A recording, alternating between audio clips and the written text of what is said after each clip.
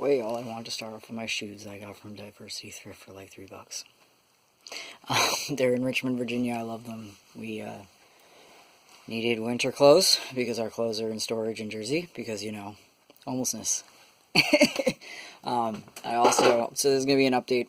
It's going to be a very short one because I hurt in ways I'm not even going to try to describe. This way I don't have to hold the phone for long. But, so this Gogwe Jijuapi is going to be going to friends shortly, as in this one. It has been with me since Jersey City. It helped take care of us when we were in Jersey City. And now it's time for it to move on while the next one gets built. Mudra's on the bus with me. You can see him if I'm getting him in frame. So, yeah, there he is, being sulky and staring out the window. He has been getting a little bit reactive because there's a cocker something across the street that likes to bark at everybody. I mean, he's like 5 months old probably, so, you know, that's par for the course. The family also has him out online a lot because they have a young kid and yada yada. But so that dog's frustration, plus the fact that our neighbors,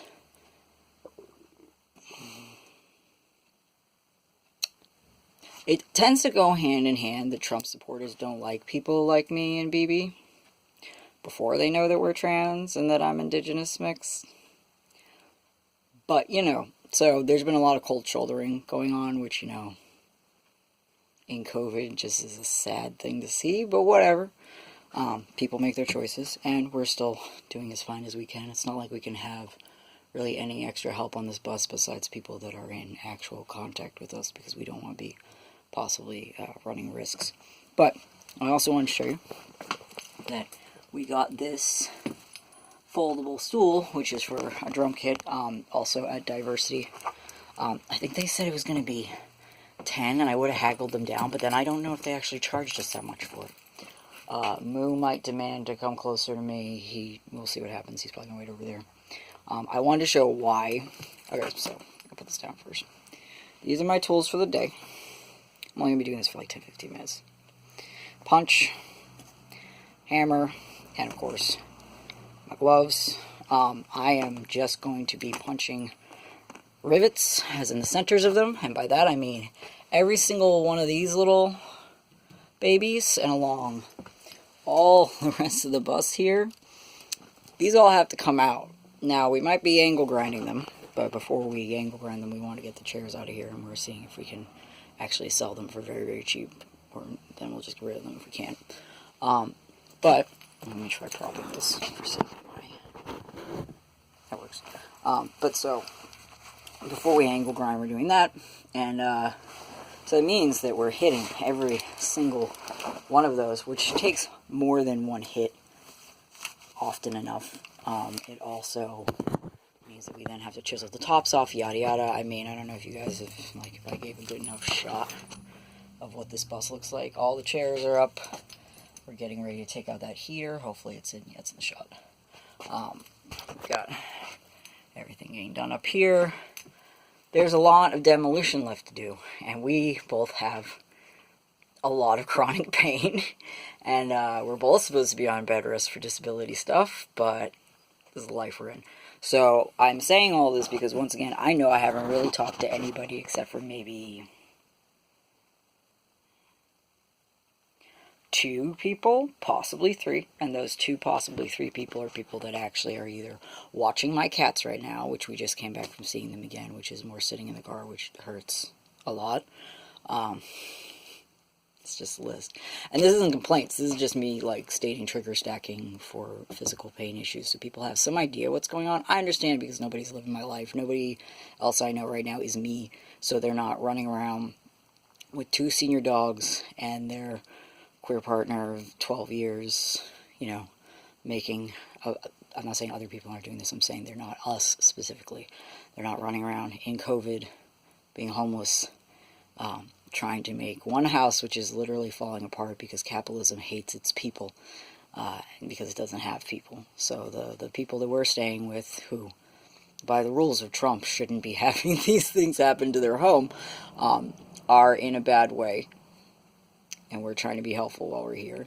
And then when we're not here, we're just trying to also, and when we are here still, we're also trying to help our friends who or watching our cats emotionally deal with what a lot of marginalized folk are seeing right now, which is watching this country and most other countries still show that it really doesn't actually want to take care of its people. It still wants to circulate money, and it still wants to enable racism, bigotry.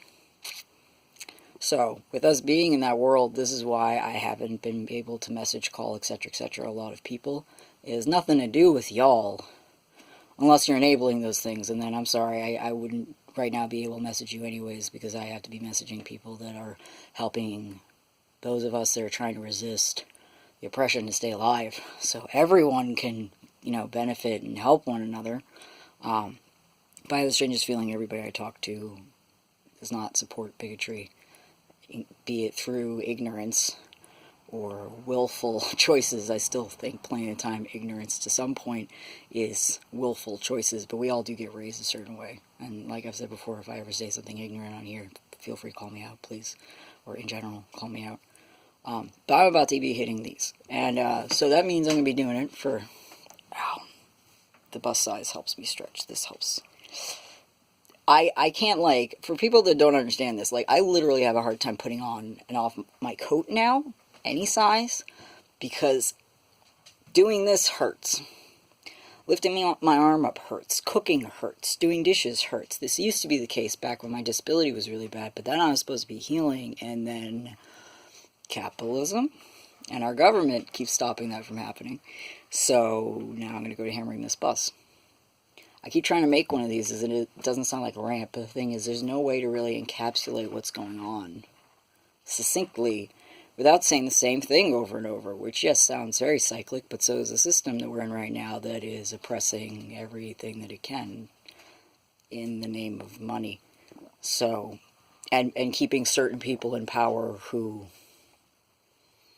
through their sneaky ways, continue to remain in power, period. I also might just be hyped up because I've been watching the 10th season of Walking Dead while I've been trying to sit there, and it's very interesting, as usual, to watch media talk about these things without actually talking about it, and still hope that people catch the drift.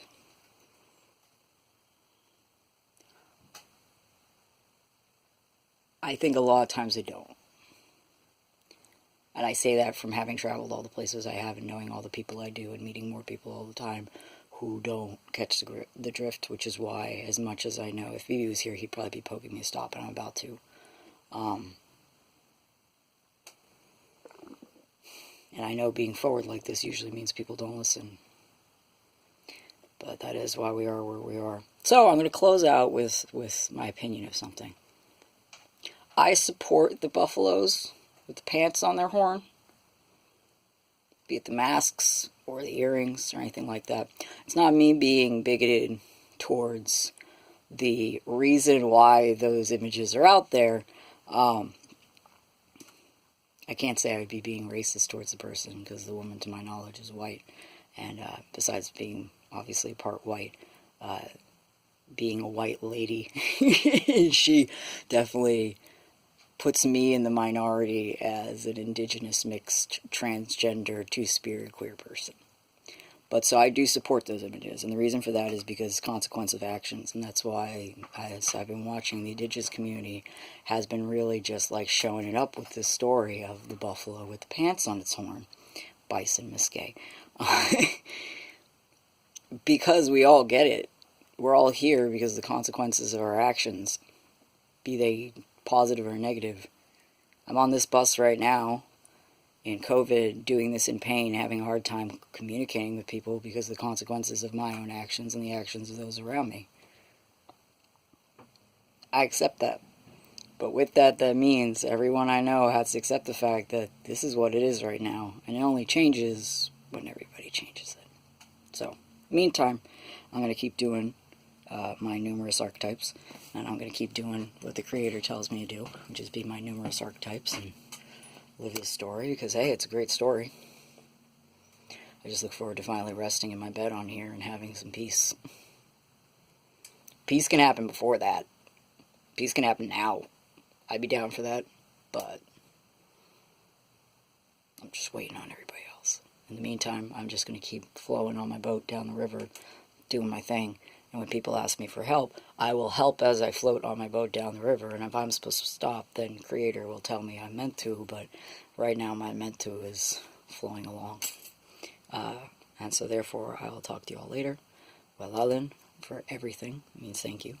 Meske for the delay on the messages. But you know what? I run on time. I run on Indian time.